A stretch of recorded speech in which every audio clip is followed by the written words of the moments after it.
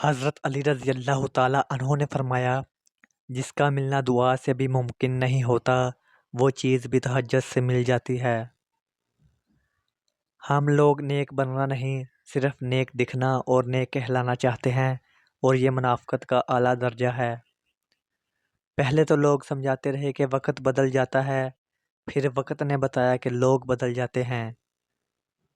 دنیا اگر ہاتھ سے نکل جائے تو بندہ غریب ہو جاتا ہے، اور یہی دنیا اگر دل سے نکل جائے تو بندہ ولی ہو جاتا ہے۔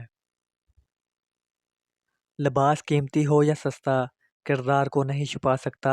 اپنے کردار کو اچھا کرو، ہر لباس میں اچھے لگو گے۔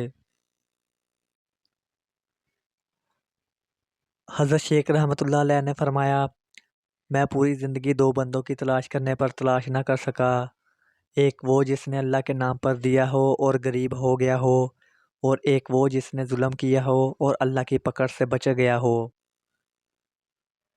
کچھ لوگ اور واقعات انسان اتنا خاموش بنا دیتے ہیں کہ ضروری بات کرنے کو بھی دل نہیں کرتا۔ سونے سے پہلے وظیفہ، جب تک سوتے رہو گے پوری رات عبادت میں گزرے گی۔ 3 مرتبہ استغفر اللہ، 3 مرتبہ سبحان اللہ، 3 مرتبہ درود شریف، 3 مرتبہ پہلا کلمہ۔ رزق کی فکر نہ کرو، یہ اللہ کی ذمہ داری ہے۔ آخرت کی فکر کرو، یہ تمہاری ذمہ داری ہے۔ شہر میں رہو گے تو مکان نمبر سے جانے جاؤ گے، اگر گاؤں میں رہو گے تو باپ کے نام سے جانے جاؤ گے۔ سکون، لوگ کہتے ہیں کہ دولت میں سکون ہے، لیکن قرآن کہتا ہے دلوں کا سکون صرف اللہ کے ذکر سے ہے۔ غصہ اور قانون دونوں بڑے سمجھدار ہیں، کمزور کو دبا دیتے ہیں اور طاقتور سے دب جاتے ہیں۔